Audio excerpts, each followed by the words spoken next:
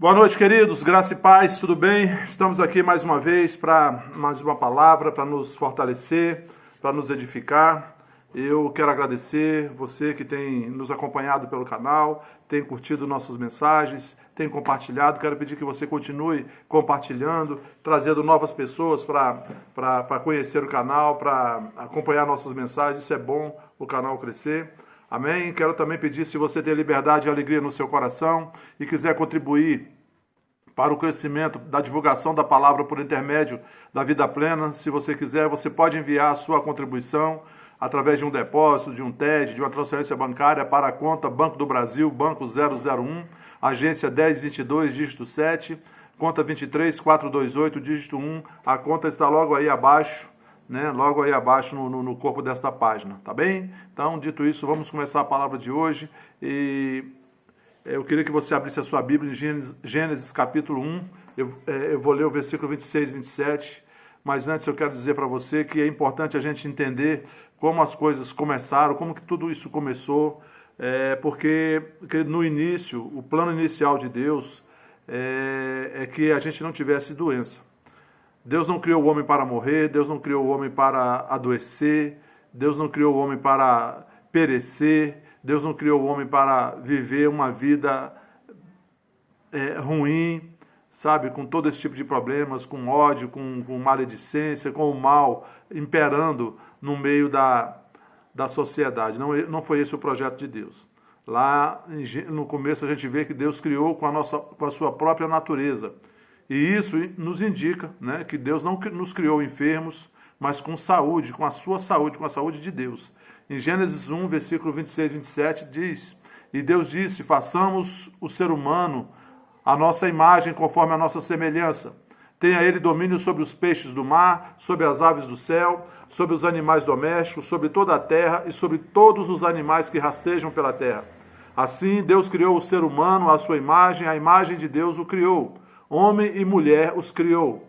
E Deus os abençoou e lhes disse, sejam fecundos, multipliquem-se, encham a terra e sujeitem-na. Tenham domínio sobre os peixes do mar, sobre as aves do céu e sobre todo o animal que rasteja pela terra. Então Deus criou o homem a sua imagem e semelhança, portanto, sem enfermidade, sem doença, sem a possibilidade de morte, e deu ao homem autoridade sobre toda a criação.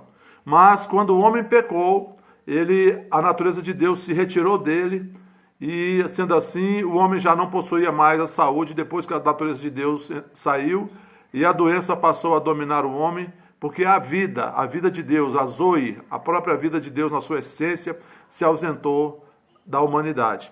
Em Gênesis 2,17, Deus havia dito ao homem, né, mas da árvore do conhecimento do bem e do mal você não deve comer, porque no dia que dela comer, você certamente morrerá.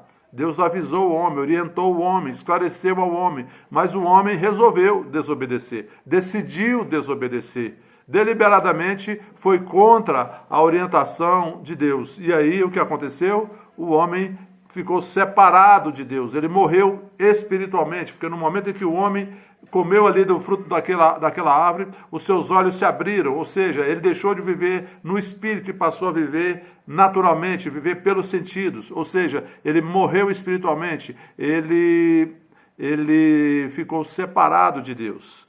Gênesis 3,19 diz, Deus falou para ele, né, no suor do seu rosto você comerá, o seu pão, do suor do seu rosto você comerá o seu pão até que volte à terra, pois dela você foi formado, porque você é pó e ao pó voltará. Antes, quando o homem era a imagem e semelhança de Deus, Deus disse, façamos a nossa imagem, a nossa semelhança. E diz lá em Gênesis 2, se eu não me engano, versículo 7, 8 ou 9, que Deus soprou um boneco de barro que ele fez, ele soprou o ruach de Deus, o sopro de Deus, o espírito para dentro daquele boneco de barro e ele se tornou uma alma vivente. Mas depois da queda, né, depois do pecado, o homem virou pó, se tornou uma pessoa completamente natural. Tanto é que Gênesis capítulo 5, versículo 5 diz que Adão viveu 120 anos, depois, né, ele teve filhos e todos os dias de Adão foram 930 anos e ele morreu. Aqui aconteceu a morte física. Em Gênesis 3 aconteceu a morte espiritual, que foi a separação de Deus.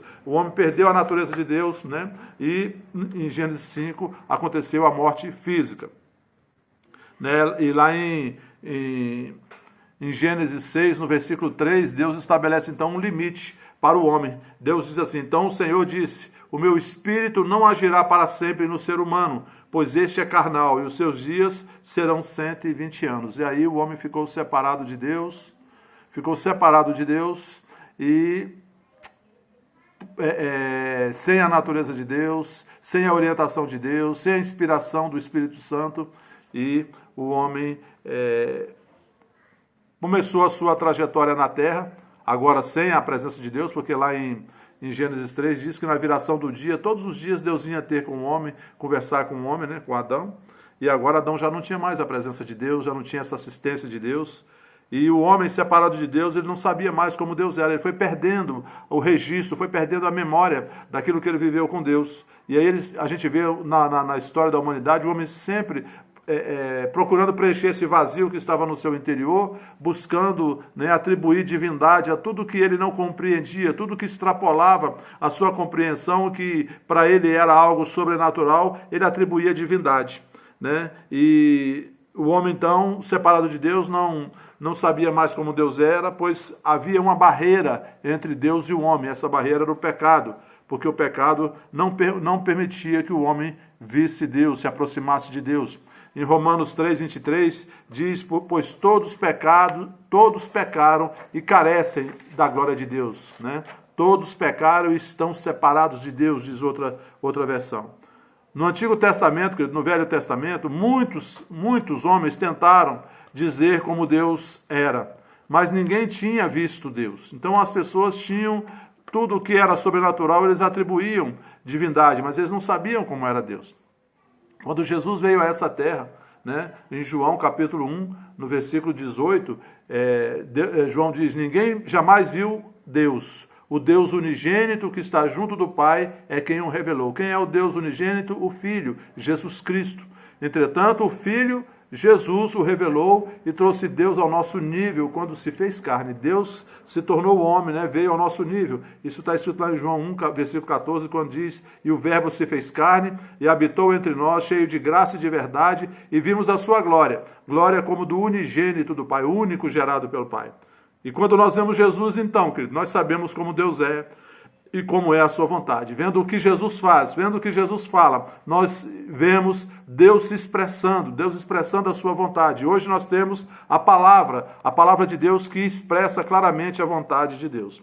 Então, se estamos passando por qualquer situação de enfermidade, seja qual for o tipo de enfermidade, se estamos necessitando de cura, nós precisamos primeiro entender e saber que a vontade de Deus é curar. Ponto final. Ponto pacífico. A vontade de Deus é curar. A vontade de Deus é vida. O tempo todo que nós explorarmos a palavra, meditarmos na palavra, a gente vê sempre Deus transmitindo vida, transmitindo vitória, transmitindo saúde, transmitindo cura. Nunca Deus colocando enfermidade nem morte.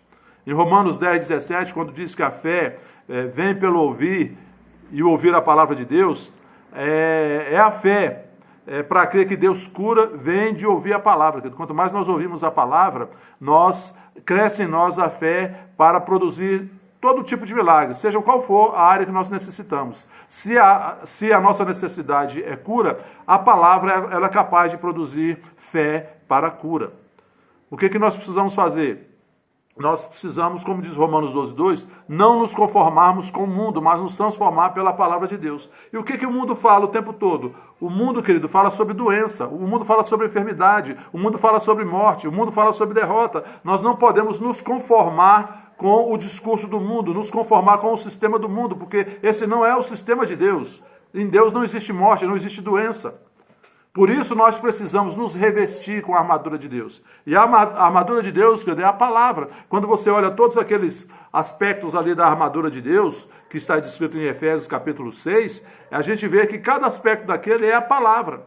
A palavra é a armadura. Por isso nós precisamos plantar a semente da palavra em nosso coração e ter a palavra viva dentro de nós, porque é a palavra que nos protege, é a palavra que nos cura, é a palavra que nos mantém curados. Amém, queridos? Salmo 107, no versículo 20, o salmista diz: enviou a sua palavra e ela nos sarou. Deus nos sarou. Quando Jesus estava chegou em Cafarnaum certa vez, está descrito isso lá em Lucas capítulo 7, o centurião estava com um servo dele doente, então ele pediu que alguns anciãos da sinagoga fossem até Jesus e pedisse que ele fosse lá curar o servo do centurião. E esses anciãos foram para Jesus, falaram com ele: mestre, esse homem é um homem bom, ele nos ajudou a construir a sinagoga e o seu servo está doente. Vamos lá, ele pediu que o senhor fosse lá para curar o servo dele, e Jesus foi.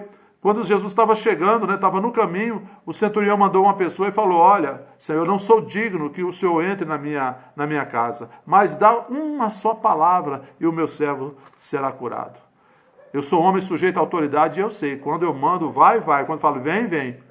E se o Senhor der uma palavra, o meu servo é curado. Olha o nível de fé deste homem. Ele não era judeu, ele não era cristão, mas olha o nível de fé, o tamanho da fé desse homem. Ele disse: basta uma palavra, você não precisa nem ir lá tocar nele, basta uma palavra. E é essa, querido, a convicção que nós temos que ter. Basta uma palavra de Deus. E a palavra, querido, nós já temos a palavra de Deus. Em João capítulo 1, no versículo 1, diz que a palavra é o próprio Deus. No princípio era o verbo, e o verbo estava com Deus, e o verbo era Deus. A palavra é Deus, querido. Então nós já temos a palavra. Tudo, quando a gente for, a gente pode trocar a pessoa de Jesus no texto por palavra, e a gente vai ver que claramente se encaixa para entendermos como a palavra funciona hoje na nossa vida. Isaías 53, no versículo 4 e 5, nós podemos entender que verdadeiramente a palavra tomou sobre si as nossas enfermidades e as nossas dores levou sobre si.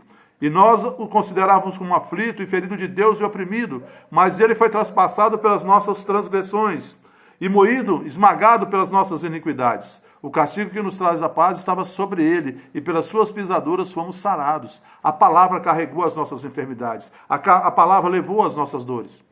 Amém, queridos? Em 1 Pedro capítulo 2, no versículo 24, diz que a palavra carregou as nossas doenças, quando diz, carregando ele mesmo em seu corpo no madeiro os nossos pecados, para que nós, mortos para o pecado, vivamos para a justiça. Pelas suas pisaduras fomos sarados. A palavra carregou as nossas doenças. Em Mateus 8,17, a gente vê a palavra em ação, quando diz que, ao cair da tarde, trouxeram para ele muitos endemoniados e enfermos, e ele, meramente com a palavra, expulsava os demônios e curava todos os enfermos, para que se cumprisse o que fora dito pelo profeta Isaías. E aí é o texto de Isaías 53. Verdadeiramente, ele carregou com as nossas enfermidades. A palavra ali em ação, querido, curando os enfermos, expulsando os demônios, libertando os cativos, os oprimidos. Quando Isaías diz em Isaías 55, versículo 10 e 11, que a palavra de Deus ela não volta para Deus vazia, mas antes ela cumpre o seu propósito, a gente pode entender, querido, como Jesus disse lá em João 6, no versículo 38, eu desci do céu, não foi para fazer a minha vontade, mas a vontade do Pai que me enviou. E quando Jesus voltou para o céu, querido, ele voltou, quando a palavra voltou para o céu, a palavra já havia cumprido o seu propósito. Qual era o seu propósito? Redimir a humanidade, salvar a humanidade. Então, na mente de Deus e na mente de Jesus, a humanidade que foi redimida ali na cruz do Calvário, o preço foi pago, a redenção foi consumada. O que nós precisamos, crer na palavra, receber, crer com o coração, confessar com a palavra com a boca e receber os benefícios da palavra. Amém, queridos? Depois de conhecer, querido, a vontade de Deus, nós devemos permanecer. Agora que você conhece que a vontade de Deus é curar, que Deus enviou a sua palavra, que a palavra cura, a palavra já tomou as nossas enfermidades, nós devemos permanecer sobre a palavra, sem duvidar. Em Marcos 11, 24, Jesus fala, e quando orardes, crede que recebeste, e será assim convosco. A gente tem que crer que já foi feito, querido. Não vai fazer, Deus não vai fazer, já foi feito. A obra da redenção já foi consumada na cruz do Calvário. Jesus não vai voltar de novo para nos redimir, ele já nos redimiu. Nós temos só que crer, receber e ficar firme nessa palavra. Amém? Como diz o autor de Hebreus, em Hebreus 10:35, que nós não devemos abandonar a confiança, porque quem deu a palavra é fiel. Deus é fiel à sua palavra, querido. Quando nós abraçamos a palavra, Deus vela para a cumprir. Deus cumpre a sua palavra na nossa vida. Amém? O autor de Hebreus também diz, em Hebreus 6, no versículo 11 e 12, né, que a gente tem que ter plena certeza, plena convicção da palavra. Desejamos que cada um de vocês continue mostrando até o fim o mesmo empenho para a plena certeza da esperança, para que não se tornem preguiçosos, mas imitadores daqueles que pela fé e pela paciência herdam as promessas. Amém, queridos? Temos que ter plena certeza, plena convicção da palavra, e aí as promessas de Deus se cumprem nas nossas vidas e nós vamos desfrutar daquilo que a palavra de Deus diz a nosso respeito. Salomão diz em Provérbios capítulo 4 que a palavra ela é saúde ou remédio para todo o nosso corpo. Hoje, querido, o que as pessoas precisam é da palavra.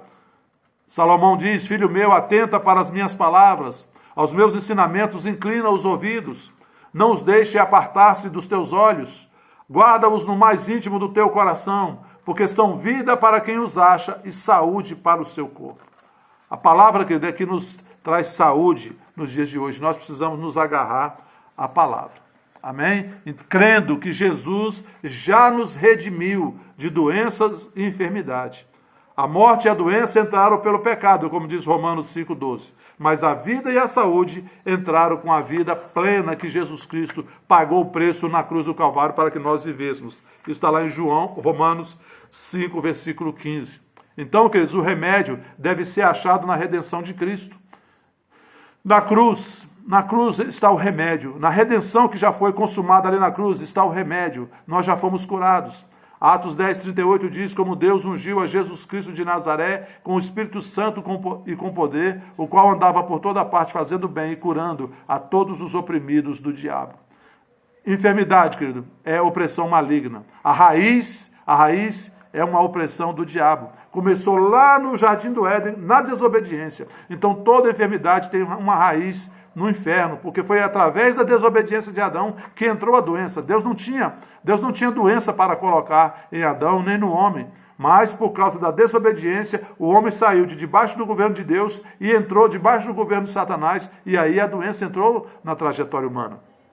Hoje, querido, nós precisamos conhecer a palavra, meditar na palavra, crer na palavra, confessar a palavra, viver a palavra, querido, porque assim não somente somos curados, mas nos mantemos curados. E a Bíblia fala que de alguns tipos de expiações da cura no corpo. Lá em Números 21:19, o povo estava perecendo no deserto. Aí o que Moisés falou com Deus, o que Deus falou para ele? Faz uma serpente de bronze. Eles estavam sendo picados por serpentes e morriam, serpentes abrasadoras.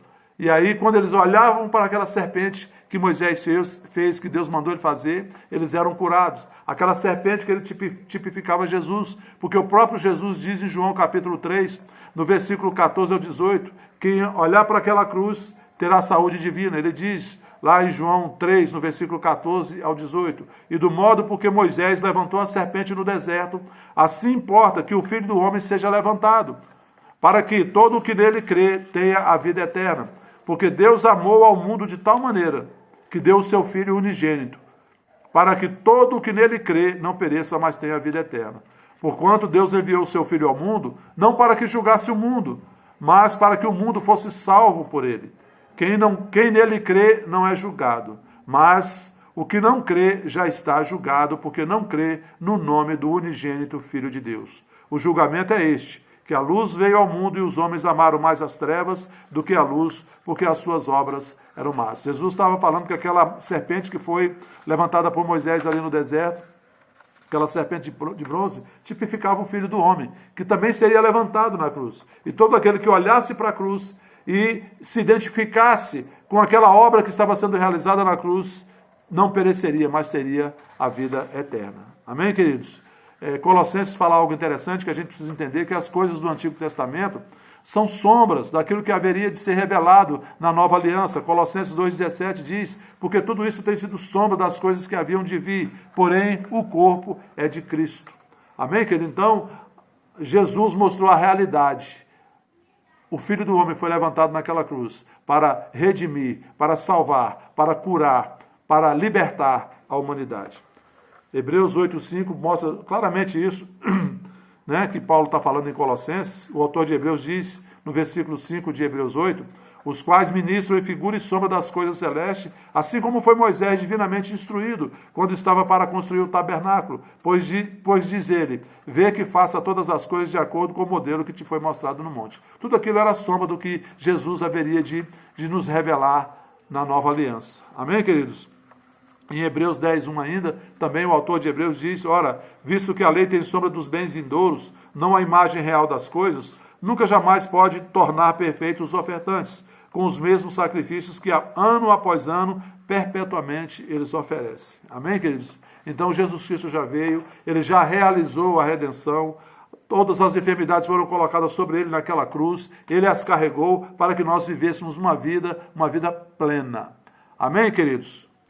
Feche seus olhos, vou orar por você. Quero agradecer a Deus pela vida do senhor Alciso, pai da Suzana, que nós oramos no domingo pela cirurgia que ele ia fazer no coração. Ele fez a cirurgia na segunda-feira e hoje deve ter tido alta já no hospital. Deus é bom. Queremos orar também pelo Renato. Agradecer a Deus pela vida do Renato, irmão da nossa irmã Jesus, a senhora Jesus, né, que foi internado em São Paulo com suspeita de Covid-19, por Covid-19, e hoje já teve notícia que está melhor, mas nós cremos que ele vai sair daquele hospital para continuar, porque Deus vai completar os dias dele aqui na terra, amém? Vamos orar também pela Thalita, sobrinha da Ruth, da nossa irmã Ruth Batista, e por todos da vida plena. Pai, em nome de Jesus, eu te agradeço pela tua palavra é a verdade. Pai, eu te agradeço pelo sucesso da cirurgia do seu Alciso, pai da Suzana. Te agradeço, Pai, pela restauração completa da vida do Renato. Anjo do Senhor, guarda a vida dele ali naquele hospital. Pai, em nome de Jesus, eu repreendo todo espírito maligno que está por trás dessa enfermidade, contra a vida do Renato, e declaro cura e restauração completa da vida do Renato. Anjo do Senhor, guarda a vida dele, guarda a vida da Thalita. E, Senhor, eu te agradeço pela restauração completa da Thalita. Te agradeço pela restauração completa do senhor Walter, pai da Valdeleide. Em nome de Jesus, Pai, oro em favor de cada um dos membros da vida plena. Pai, cada um receba, Pai, o favor e a tua graça operando na vida deles. Aqueles que perderam o emprego, Pai, que portas melhores sejam abertas e que tudo volte ao normal nas suas vidas. Em nome de Jesus Cristo eu te agradeço. Pai, eu oro em favor de cada família da vida plena, cerco eles com fé e com amor, o teu favor e a tua graça operando na vida deles e a tua cura se manifestando, Pai, na vida de todos eles vivendo em cura divina. Em nome de Jesus, repreendo todo o mal contra a vida deles. E daqueles que estão assistindo aqui também. Se alguém estiver com algum sintoma de vida, de enfermidade, eu repreendo agora este mal na autoridade do nome de Jesus Cristo. Amém. Amém, queridos? Glória a Deus. Boa noite, fique na paz, curta o vídeo, compartilhe. Até a próxima.